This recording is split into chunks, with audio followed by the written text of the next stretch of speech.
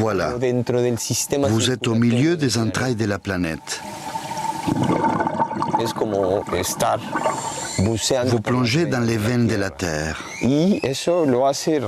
C'est une expérience très émouvante. Ces lieux sont encore intacts. On peut admirer ces endroits tels qu'ils étaient il y a des milliers d'années. En langue maya, ces galeries qui courent sous la surface du Yucatan au Mexique s'appellent Zenut, la bouche des dieux, les portes de l'inframonde. Aujourd'hui, on dit cénote. C'est sans doute l'un des derniers endroits inexplorés de la planète.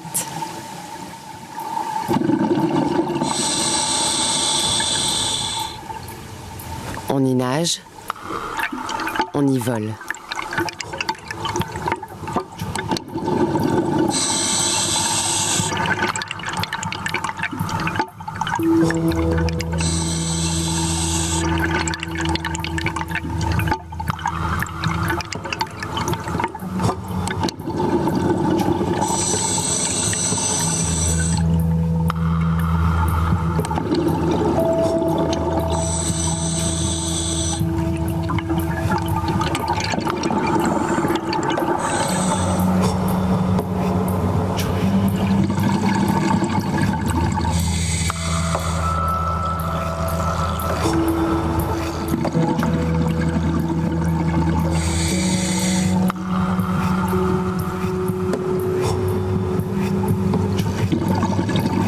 Les cénotes sont des puits d'eau douce.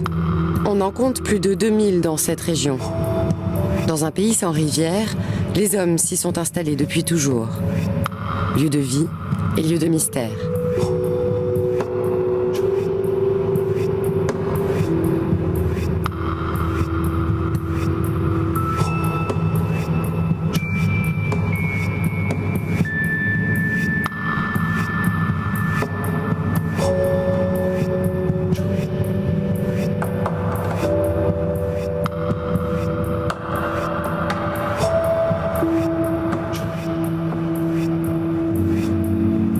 Pour les Mayas, les cénotes accueillaient les âmes des morts et les transportaient vers l'au-delà et la vie éternelle. Ce sont des lieux sacrés, un sanctuaire. Depuis peu, une poignée d'irréductibles comme Luis Leal, ancien avocat, brave l'interdit pour percer le mystère des cénotes.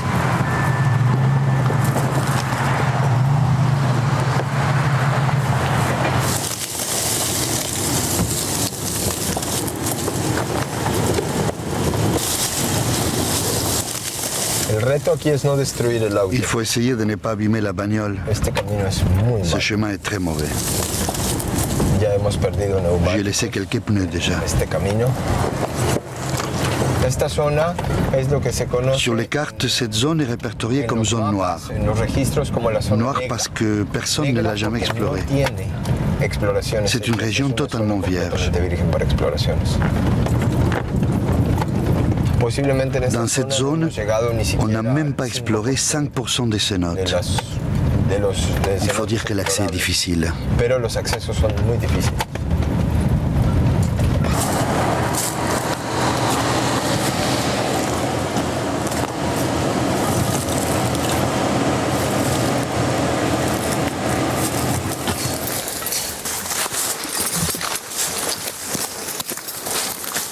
La plupart des cénotes de la côte ont été visitées, parfois abîmées par les plongeurs amateurs.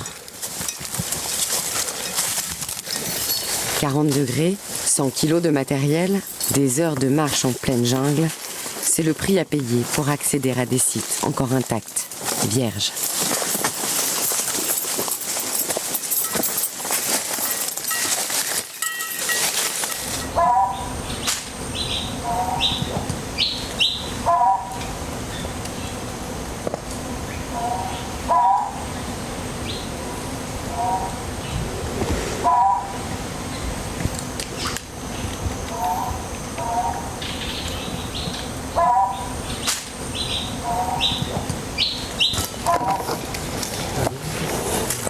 Explorateur, ça veut dire tout et n'importe quoi. Je crois qu'on peut définir l'explorateur comme quelqu'un qui est allé dans un endroit où personne n'est allé auparavant. C'est ça un explorateur. Explorer le monde d'en bas, traquer l'inaccessible, c'est la première fois que Luis plonge ici. La plupart des cénotes sont lumineux sur les premiers mètres. Et celui-ci est sombre, encaissé dans la falaise. Tous les cénotes sont différents, mais chaque cénote a sa personnalité. Chaque cénote est une nouvelle planète.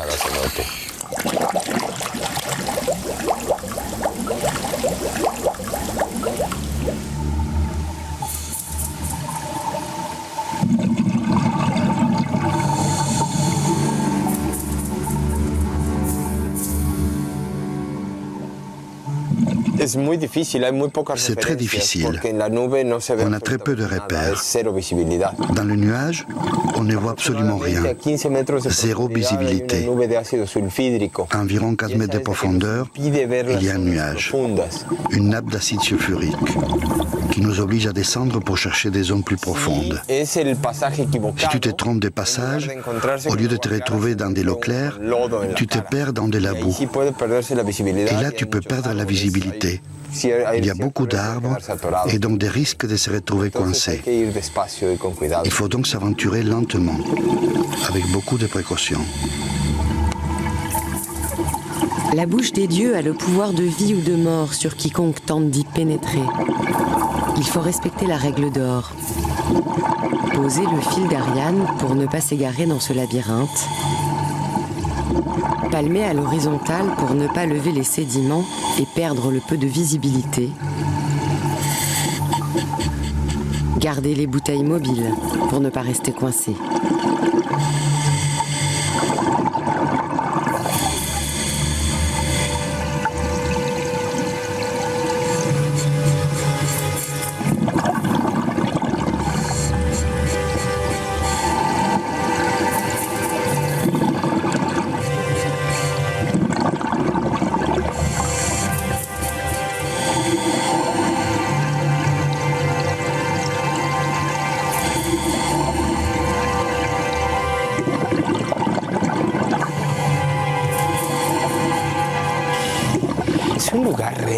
C'est vraiment incroyable. Les effets des lumières sont impressionnants. C'est un endroit prometteur. Il va falloir le visiter à plusieurs reprises. Dommage qu'il soit si difficile d'accès. Accéder à ce monde est un privilège, réservé aux plongeurs de l'extrême. On les appelle les aquanautes. Ils sont moins nombreux que les astronautes, à peine une centaine. Luis les a rejoints il y a une dizaine d'années. Et aujourd'hui, il enseigne les bases de son art.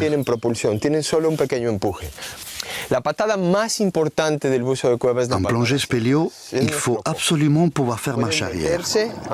Quand vous entrez quelque part, vous devez pouvoir en ressortir sans vous retourner. C'est essentiel.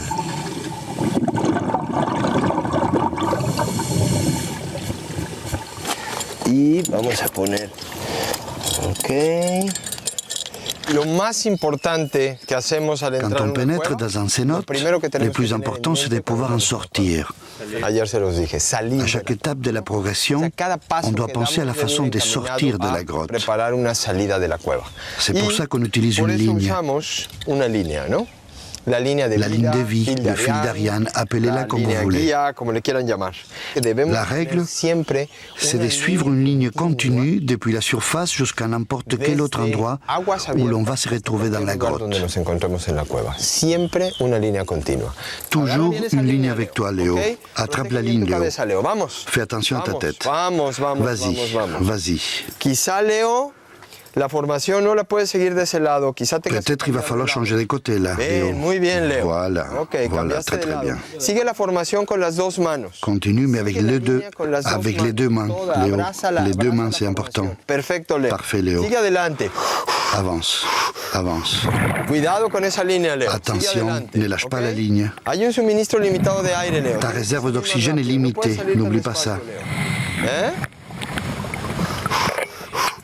Cuidado con esa línea, Leo. Sigue adelante. Ne lâche pas la ligne. ¿Okay? Hay un suministro limitado de aire. Ta réserve d'oxygène est limitée. No puedes salir tan despacio, Leo. Tu ne peux pas sortir aussi lentement. Tu as mis 2 minutes, tu as 2 minutes de retard pour sortir. No entramos rápido, entramos bastante despacio. Trop lent, trop lent tout ça. Continue, continue. Change de côté. Là, tu ne peux pas, là. Change de côté. Ne lâche surtout pas la ligne. Continue. No te detengas, Leo. Ne t'arrête pas. Muy bien, bien detenida la línea. Sigue adelante, Leo. Más rápido. Avance. Traes botas, Leo. No te vas a lastimar. Ok. Adelante, Leo. No te detengas. Avance, ne t'arrête pas. Más adelante. Más rápido, Leo. Más rápido. Plus rapidement, là. Ya tienes una sola línea. Ya no hay obstáculos. Duro. Il n'y a plus d'obstacles. Il faut aller vite, là. Il faut aller vite. Vas a llegar, Leo. Muy bien. Vas-y, vas-y, vas-y, vas-y. Abre los ojos. Ouvre les yeux. Estás muerto. Tu es mort. Ok. Tu es un homme mort. L'absence de lumière naturelle te donne l'impression d'être seul, même si tu plonges avec quelqu'un d'autre. C'est une expérience introspective, intérieure.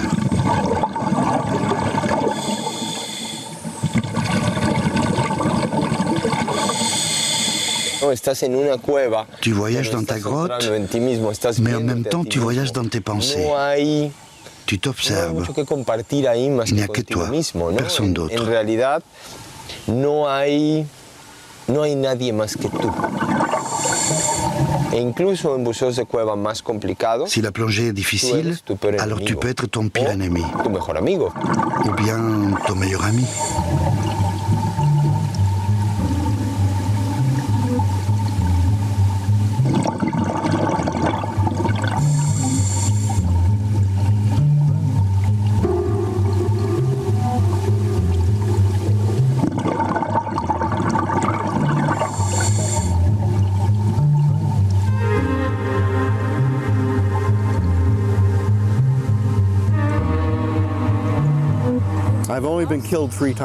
J'ai déjà failli mourir 3 fois. J'ai encore 5 vies. Plus sérieusement, il y a de vrais dangers dans ce genre d'environnement. Jim Koch a été l'un des premiers à s'aventurer dans les cénotes. Comme on dit, j'ai failli être appelé au ciel plusieurs fois. Une fois, l'impact de mes bulles au plafond a décroché un énorme bloc de pierre. J'ai heurté le sol et le choc m'a propulsé en avant, ce qui n'est pas plus mal. J'aurais été écrasé sinon.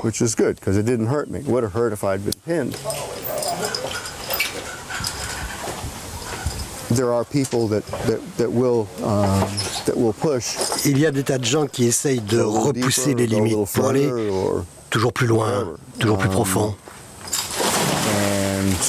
Parfois, ils s'en sortent.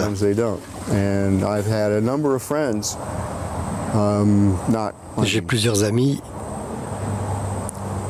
Il y en a qui sont morts pendant l'exploration. Ces plongeurs spéléo prenaient des risques. Ils savaient qu'ils étaient sur le fil du rasoir. Dans les profondeurs des galeries, la vie du plongeur ne tient qu'à un fil.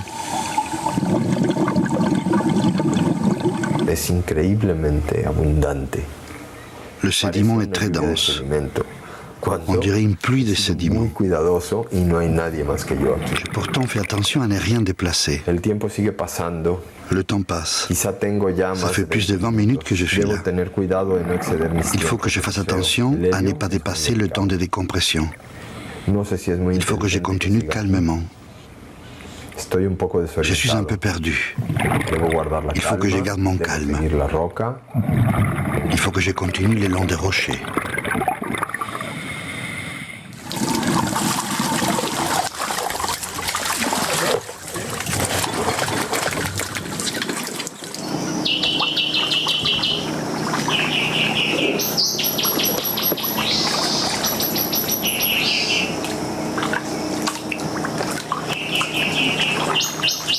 C'est à Dos Ojos que Luis Leal a établi son quartier général.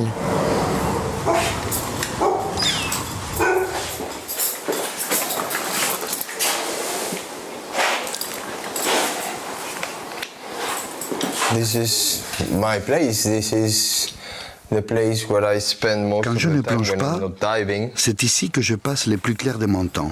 Quand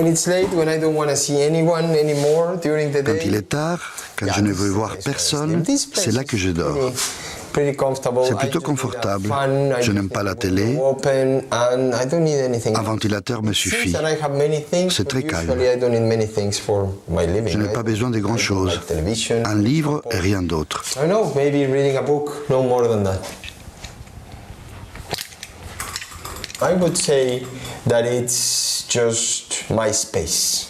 C'est mon antre ici. Ça semble un peu égoïste, mais c'est la vérité. Je ne veux personne ici quand je n'y suis pas. Personne ne doit toucher mon matériel quand je ne suis pas là. Ma vie dépend de ces matériels. Personne ne touche à ça.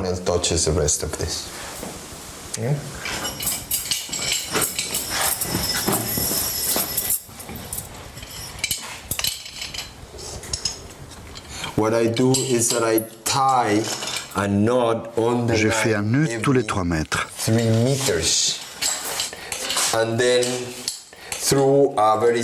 En plus des relevés de la boussole et des paramètres de profondeur, j'inscris ces informations sur une tablette, comme celle-ci.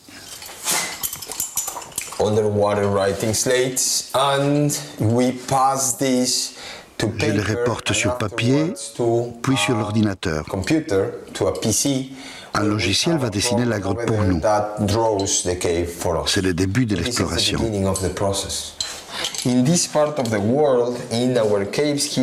Ici, dans nos grottes près de la côte Caraïbe, la complexité des rivières souterraines les rend plus intéressantes à explorer, mais aussi plus dangereuses.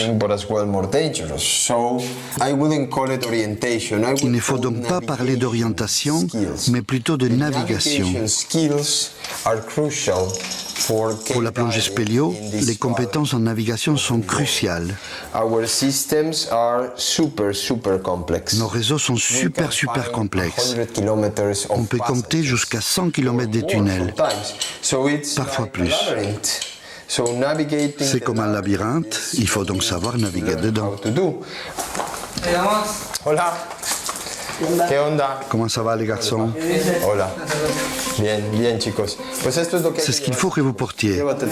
Les bouteilles, ce gilet, le sac et la corde. Je ferme la porte et la fenêtre et puis on y va.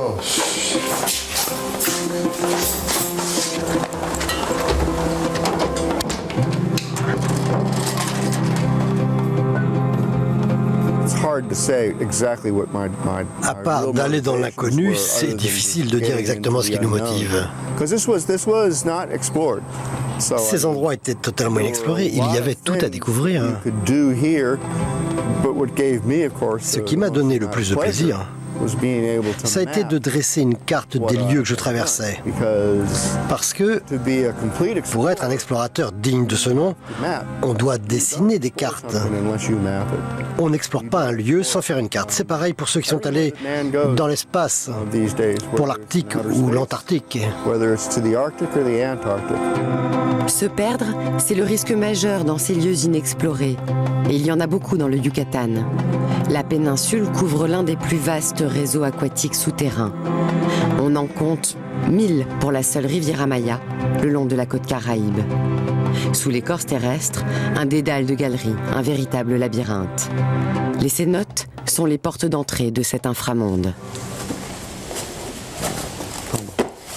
Christophe Colomb, Magellan ont esquissé la forme des continents. Jim Cook il y a 30 ans, et aujourd'hui Luis Leal sont les premiers à nommer et à dessiner les cénotes. Dernière précaution, les tables de décompression indispensables pour la remontée. Louise va baptiser ce site le cénote des nuages.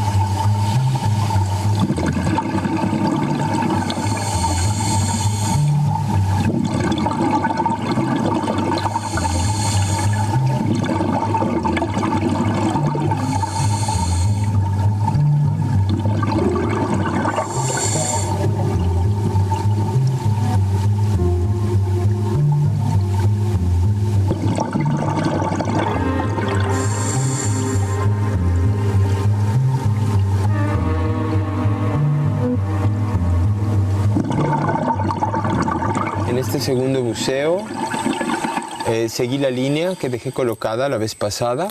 J'ai retrouvé la ligne que j'avais posée lors de ma première plongée. J'avais pris des repères à la boussole et quelques notes pour commencer la cartographie. De brújula y tomando algunas notas para el inicio de la cartografía, el inicio del mapeo.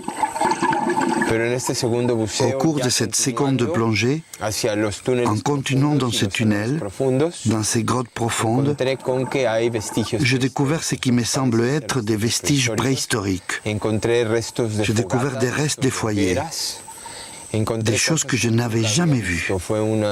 Ça a été une grande surprise. Je suis sûr que cet endroit a beaucoup de valeur et qu'il recèle des vestiges très précieux. C'est pour ça que j'ai décidé de retirer ma ligne. Personne ne doit venir le visiter. Garder le secret, c'est la règle des aquanautes. L'explorateur veut éviter les pillages et signer sa découverte. Pour dresser la carte de son exploration, Luis consulte son ami cartographe, Nathalie Jib. C'est un cénote très encaissé, 10-12 mètres. C'est un endroit très isolé dans la jungle. Le niveau de l'eau se situe à peu près là.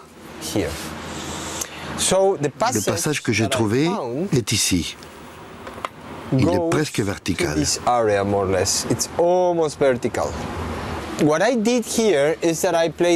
J'ai placé la ligne sur une stalactite ici.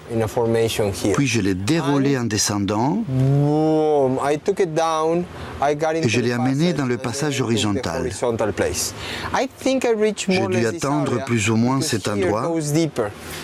Mais ensuite, ça va bien plus profond. Je ne pouvais pas y aller car je n'avais pas assez d'air et pas les bons mélanges non plus.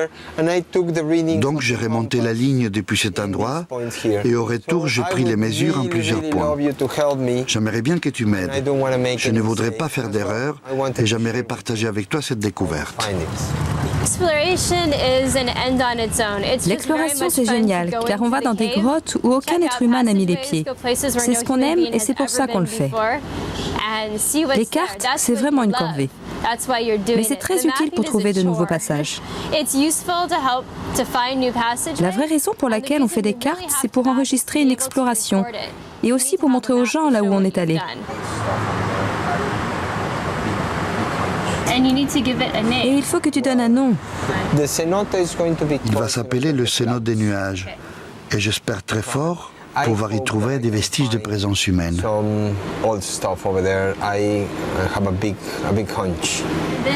Pour comprendre comment des hommes ont pu s'installer et vivre au fond des cénotes, il faut remonter le temps géologique. Depuis sa formation, la péninsule du Yucatan subit une érosion calcaire. L'eau de pluie s'infiltre dans le sol pour former une poche d'eau qui dissout petit à petit la roche. La rivière souterraine progresse jusqu'à la mer.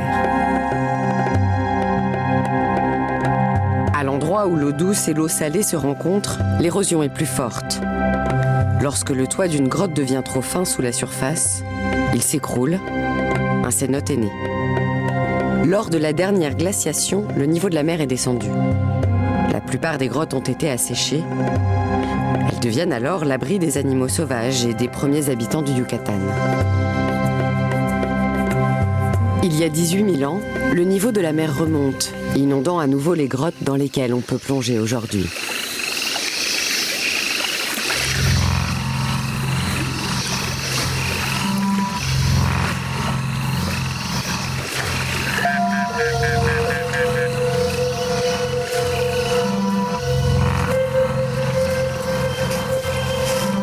C'est la troisième plongée de Luis dans le cénote des nuages. Ce sera la plus longue, la plus risquée aussi.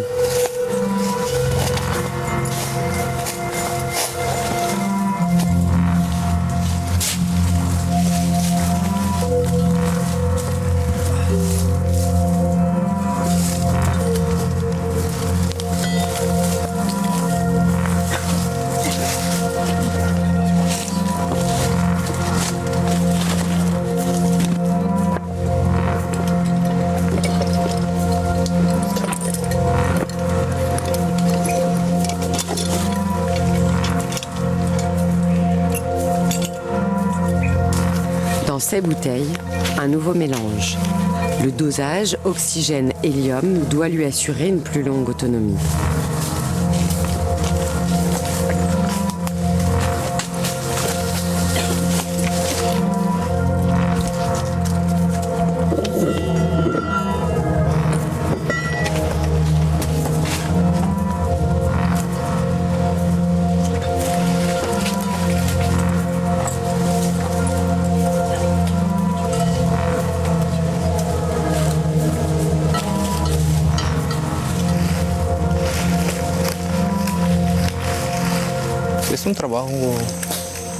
C'est un boulot très risqué, qui demande beaucoup de qualité.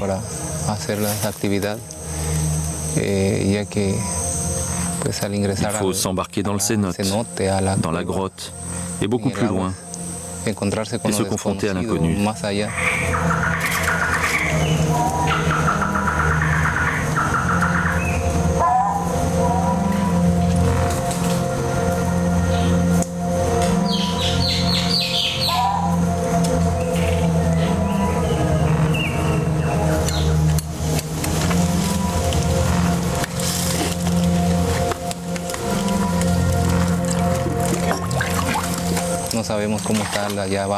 On se demande ce qui se passe en dessous. Ça crée de la tension parce qu'on ne sait pas dans quel état il est. Si on peut l'aider, on n'en sait rien. C'est un acte héroïque. Ça n'est pas permis à tout le monde. Moi, je n'irai pas.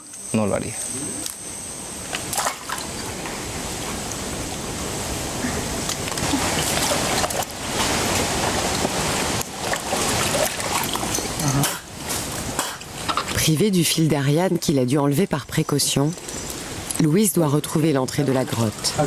C'est la première difficulté. La salle qu'il veut explorer est à 45 mètres de profondeur.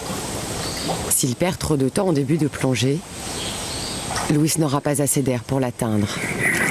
Caméra sur le casque, il nous embarque à la recherche du secret du cénote des nuages.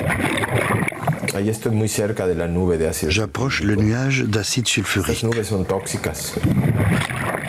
C'est très toxique. Ça pénètre la peau.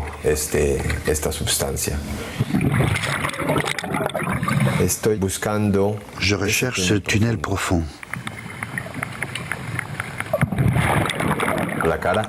Ça me brûle le visage. Je me souviens qu'à l'endroit du passage, il y a une stalactite. Et je n'arrive pas à la retrouver.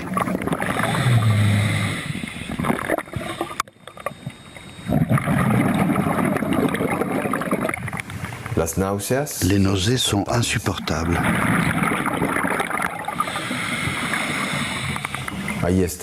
Voilà les stalactites.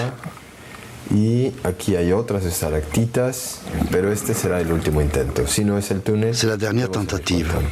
Si ce n'est pas le bon tunnel, je dois remonter immédiatement.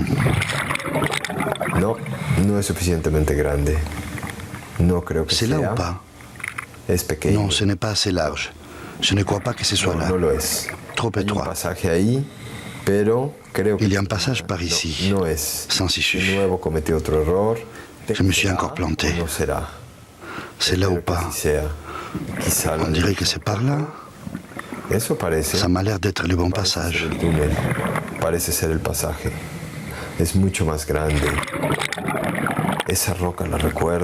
Oui, je me souviens de ces rochers. C'est incroyable que je me sois trompé autant de fois. Ça y est, je me sens comme à la maison. Cet endroit est merveilleux. C'est impressionnant ce que l'on ressent ici.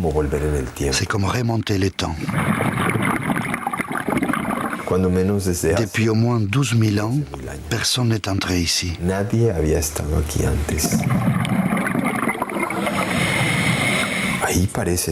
on dirait... Oui, c'est un foyer et des restes de charbon. Je ne sais plus où regarder.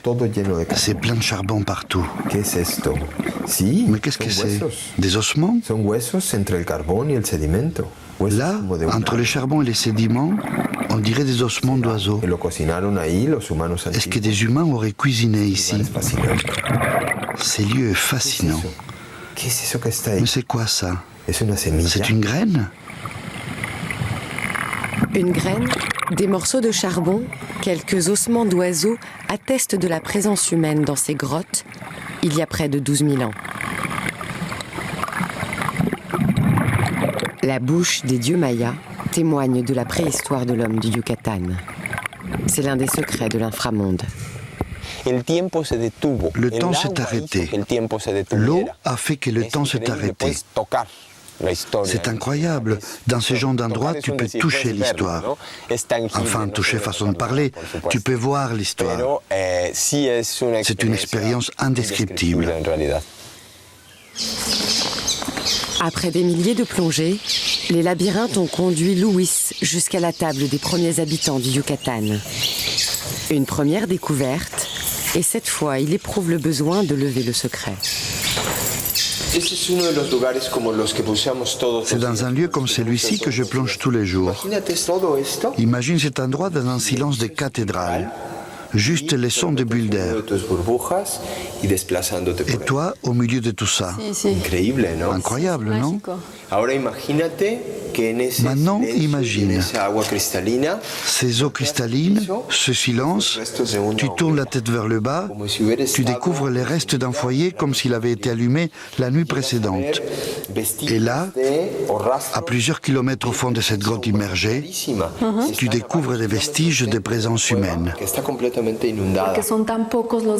Ces traces de vie sont très rares dans le Mexique et la péninsule du Yucatan. Ce sont des vestiges très importants, car on connaît mal cette période. Ils sont très fragiles, mais heureusement, grâce à la chimie de l'eau, grâce à l'obscurité et grâce aux sédiments, ces vestiges archéologiques se conservent très bien.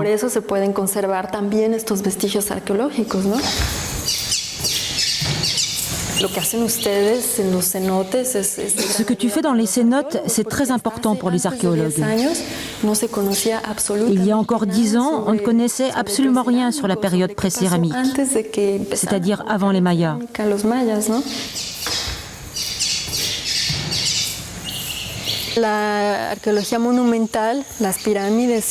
L'archéologie des grands monuments comme les pyramides mayas, c'est merveilleux. Mais à cause d'elle, les chercheurs ont délaissé la période préhistorique, qui est moins spectaculaire. C'est une époque que les touristes ne connaissent pas. On a vraiment besoin de plus de gens passionnés par cette période. La passion de Luis pourrait ne pas suffire. Ce qui menace aujourd'hui les cénotes, c'est moins l'oubli que la disparition. Le danger est déjà visible en surface. J'ai besoin de prendre des photos.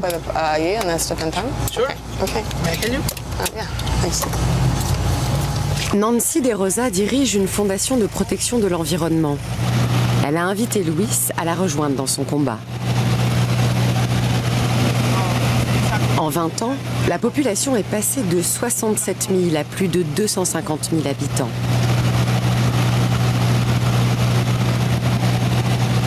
Trois parcs d'attractions, 17 golfs et 30 000 chambres d'hôtel se sont ouverts.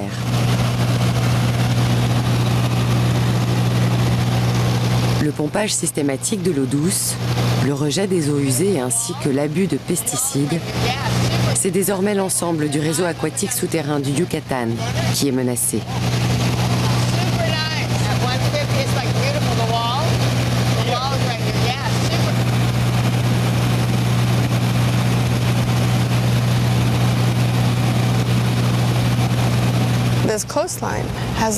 En 25 ans, cette côte a perdu plus de 100 000 hectares de terre vierge.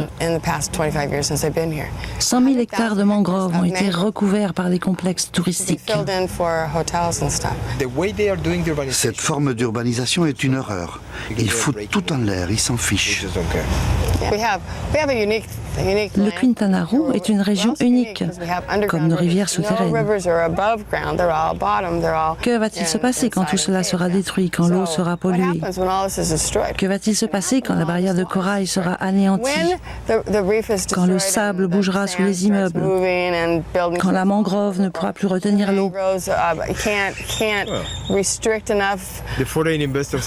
Avant qu'on puisse les arrêter, ils trouveront un autre endroit ruiné, ils achèteront un autre pays du tiers-monde avec d'autres politiciens véreux.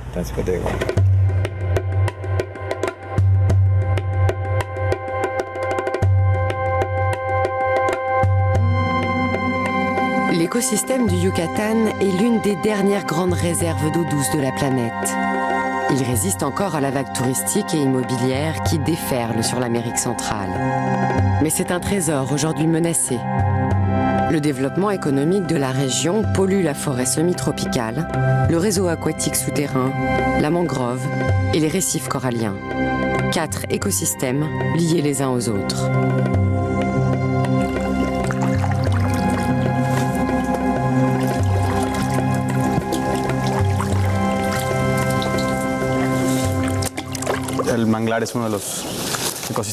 La mangrove est l'un des systèmes les plus intéressants qui soit. Et pouvoir observer l'interaction entre les systèmes marins et terrestres, c'est une merveille. Les couleurs, l'eau, le bruit des oiseaux. C'est vraiment une chance de pouvoir observer tout ça et être témoin de cet environnement.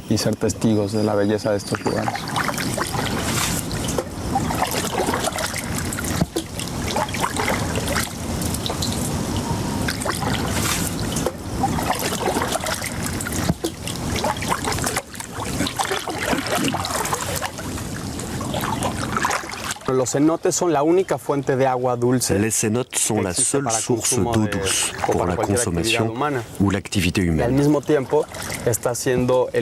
C'est en même temps là que s'évacuent les eaux usées. Si on y déverse des produits contaminants ou des matières organiques, ils vont se décomposer et pomper tout l'oxygène existant.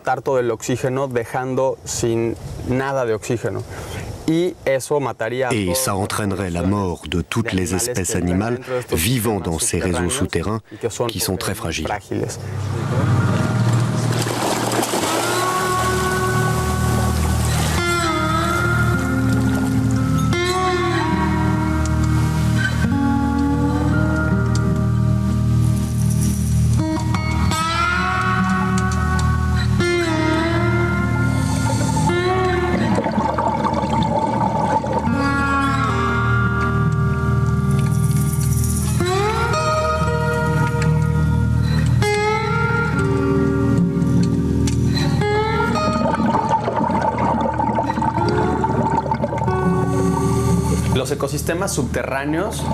Les écosystèmes souterrains sont comparables au système des abysses parce qu'il n'y a pas de lumière. Et les poissons se sont adaptés à cette obscurité perpétuelle. On constate chez eux une dépigmentation de la peau et la perte de la vue. Il s'agit des systèmes les moins étudiés au monde. On en sait plus sur la Lune que sur les systèmes aquatiques souterrains. C'est la frontière ultime de l'exploration. À chaque fois que nous explorons un de ces systèmes, il est possible de découvrir une nouvelle espèce. Après la graine, les charbons et le foyer préhistorique, les cénotes nous révèlent un autre secret, une nouvelle faune. Le voyage dans le temps se poursuit.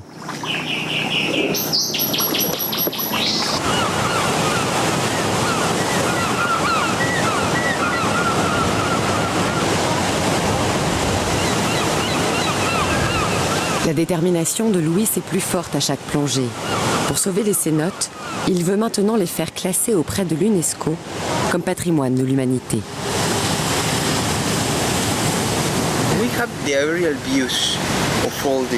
On a ces vues aériennes et toutes ces photos.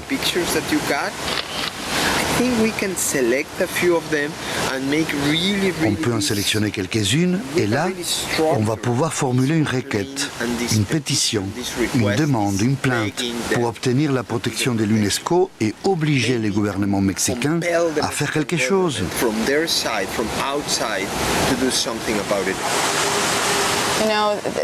Le gouvernement mexicain doit d'abord protéger cette région avant qu'on fasse notre demande officielle auprès de l'UNESCO. Mais le gouvernement ne fait rien. Ils s'en fichent même. Il faut qu'on propose des projets durables, parler du futur dont on rêve pour cet endroit. Sinon, nos dirigeants penseront que nous sommes des extrémistes et que l'on ne veut de personne ici. Il y a des gens qui vivent ici, bien sûr. On ne peut pas le nier et on ne peut pas les mettre dehors. C'est le type même des projets touristiques qui doit changer. Il faut donc rendre les clés des cénotes au peuple maya. Luis en est persuadé. Pour défendre ce patrimoine, il faut en comprendre la valeur, il faut en sauver la mémoire.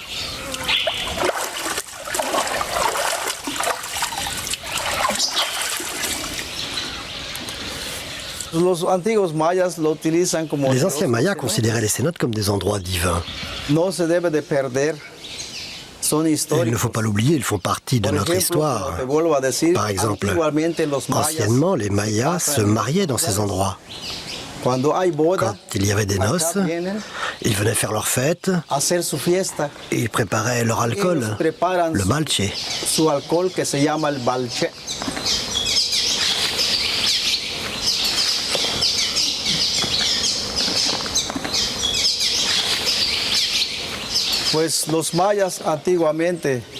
Les Mayas imploraient le dieu Chac pour faire venir la pluie. Ils faisaient des sacrifices avec des animaux comme le puma, le tigre, le gibier, les vaches.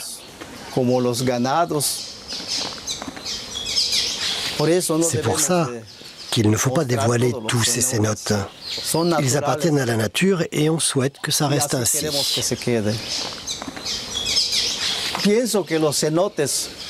Je pense que les cénotes font partie intégrante de la culture maya. Parce qu'on n'est pas arrivé ici du jour au lendemain. Nous sommes de ce monde et il nous appartient.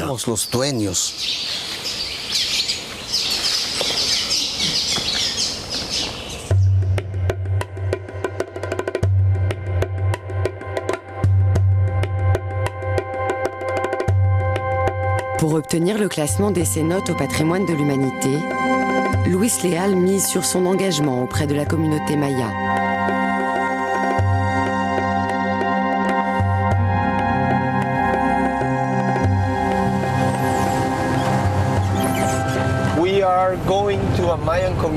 On va dans une communauté maya appelée Punta Laguna.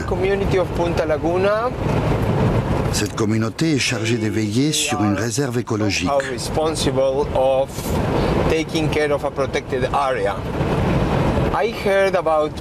J'ai entendu parler, il y a 15 ans, peut-être même plus, d'un cénote qui aurait des ossements. J'ai commencé à chercher, à demander, et j'ai enfin trouvé le cénote. Mais les gens du coin ne voulaient pas que j'y aille. Ils voulaient que personne n'y aille.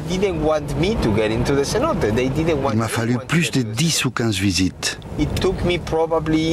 Nous avons beaucoup discuté, beaucoup. Je les ai suppliés. Et finalement, après des années, ils m'ont donné l'accès. Grâce à ça, maintenant, j'ai de très bonnes relations avec eux et j'essaye de les aider. Buenos días, ¿cómo le va? Buenos días. Chaque semaine, Luis accompagne les Mayas pour recenser de nouveaux cénotes. Il s'agit de sélectionner les meilleurs sites pour un tourisme équitable. Ce qui se passe, c'est que bien souvent, ces cénotes ne sont que des cuvettes. Il n'y a pas d'accès à pied. Ah, là où on va, si, on peut y arriver à pied. Et dedans, il y a un cénote. Et dedans, l'eau est claire. Si, on peut y aller à pied. Allons-y. Ça se passe toujours comme ça. Ils te disent qu'il y a un cénote. Mais en fait, il y en a au moins 8. Ça ne s'arrête jamais. Au départ, quelqu'un veut explorer un endroit qu'il a découvert sur son terrain. Donc il prévient quelqu'un qui connaît un plongeur, moi en l'occurrence. C'est les bouches à oreille, jusqu'à ce que la nouvelle me parvienne.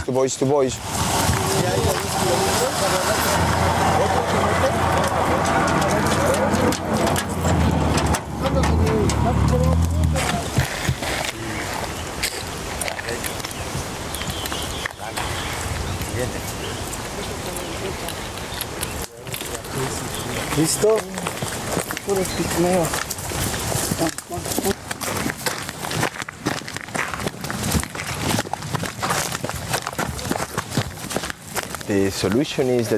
La solution, c'est que ces gens créent leur propre société et qu'ils fournissent des services à vocation touristique en préservant l'endroit. S'ils n'ont pas de revenus, ils vont partir sur la côte, comme la plupart de leurs congénères, et remplir les contingents d'exploités. Ce n'est pas vraiment la solution. On veut que ces gens-là gardent leurs terres. Il n'y a pas beaucoup d'agriculture ici. Le tourisme est la seule issue. Amener les touristes dans les réserves mayas pour y découvrir les cénotes, le pari est audacieux. Pour l'ancien avocat Luis Leal, c'est un nouvel engagement, une nouvelle plaidoirie. Attention, moteur, silence, ça tourne. Vous êtes prêts? C'est par ici.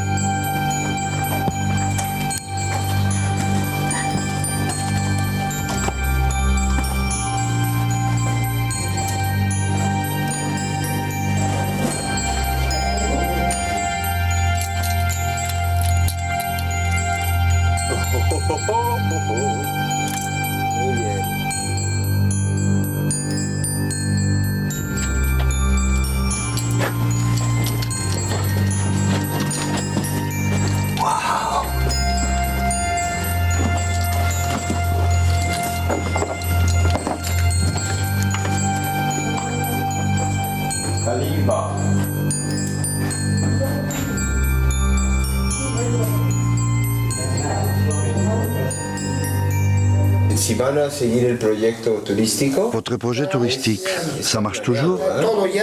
Oui, il est planifié. Il faut des bicyclettes, c'est très important pour venir ici. Pensez aux lampes aussi. Plonger ici, je n'y crois pas vraiment. L'eau est claire, c'est vrai, mais c'est juste bien pour se baigner. C'est vrai qu'il y a un vrai potentiel touristique. On en a un autre qui est plus grand. Il s'appelle Nashkiril. Mais c'est à ciel ouvert? Non, c'est une grotte immense, gigantesque. Depuis que je suis ici, j'ai toujours mis un point d'honneur à visiter, une fois par semaine, un endroit que je ne connaissais pas. Et si en même temps, j'ai l'occasion d'aider les Mayas et de découvrir un site jamais exploré, alors le privilège n'en est que plus grand.